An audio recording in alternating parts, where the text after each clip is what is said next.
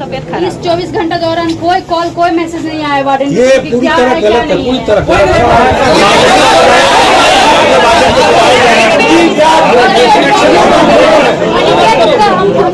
Admit करने के लिए, तो वो बोले कि इंस्टेंट पैसा कौन देगा, और यहाँ से बोला गया कि प्राइवेट में लेके जाने के लिए, फिर भी लेकर नहीं गया, वो गवर्नमेंट में लेकर गया और उसका बीपी हाई।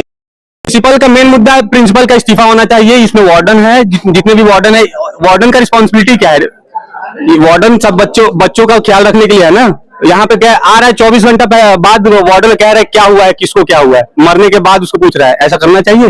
तबियत जब खराब हुई तो क्या अस्पताल की कोई व्यवस्था यहाँ नहीं है क्या? यहाँ उनके दोस्तों से पता चला है कि यहाँ बहुत गाड़ी बदल के जाना पड़ा है। टाइमिंग मैटर करता है ना इस चीज में। यह सरकारी कॉलेज है तो यहाँ मेडिकल टीम भी रहती है, तो यहाँ एक फर्स्ट एड किट नहीं है, तो मेडिकल फैसिलिटीज की बात ही दूर है।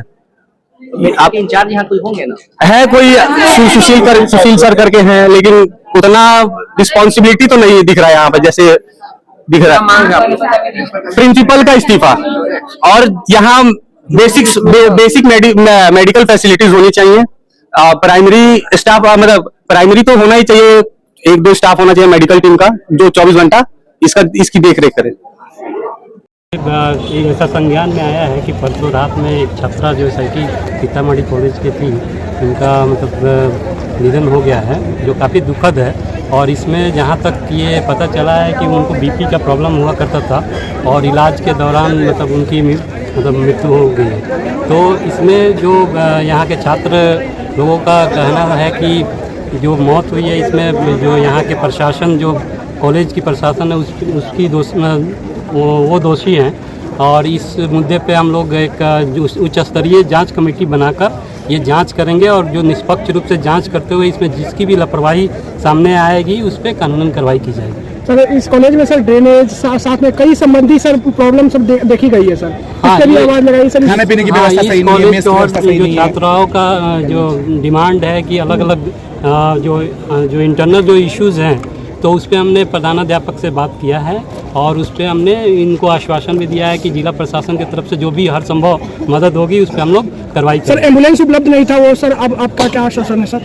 एम्बुलेंस के बारे में ये एक तो मेडिकल टीम के बारे में ये लोग बोल रहे थे, तो हमने इस बारे में आश्वासन दिया है कि हम डीएम सर से बात करेंगे कि एक मेडिकल टीम का डिप्यूटेशन हर 2 घंटे के लिए फ़िलहाल यहाँ मतलब हो जाए हर दिन के लिए।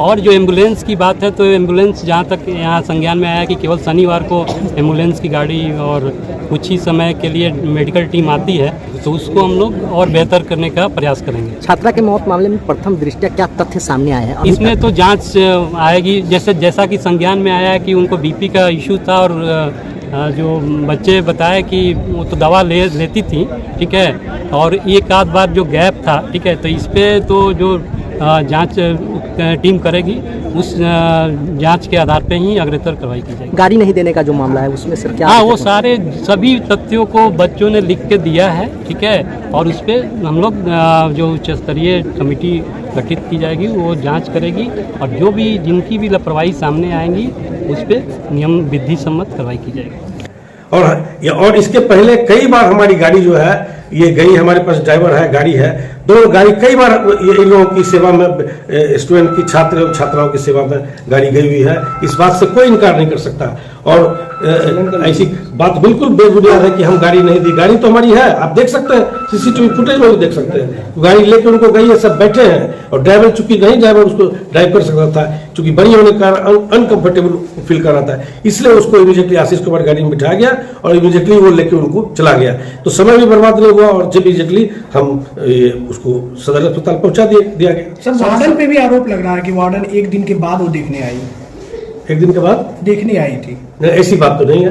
अच्छा एक बात बताइए, जैसे ही उसका घटना घटा तो पहला तो हम लोग का ड्यूटी था कि उनको इमीडिएटली हॉस्पिटल पहुंचाया जाए कि देखने के लिए आने की बात थी। हम जब खुद मैं बोल रहा हूँ कि मुझे पता चला कि हम जैसे ही पता चला कि एक लड़की, उन्होंने सुशील तिवारी जो मेडिकल इंचार्ज है, उन्होंने कहा, मैं इमीडिएटली कहा कि गाड़ी आप ले जाए। तो पहली बात तो है कि जब हम ही देख रहे हैं सामने में, तो वार्डन तो बाद में आती ना, वार्डन भी कहीं क्लास ले रहे कॉलेज आवर है, तो पहला तो इमीडिएट एक्शन था कि उसको पहले सदर अस्पताल पहुंचा देना। बीपी की पेशेंट थी, हाई बीपी की, और दवा नहीं खाती है, इसलिए ऐसा हुआ। उसका इलाज पहले भी ये बीएचयू में हो चुका है और इस तरह की है।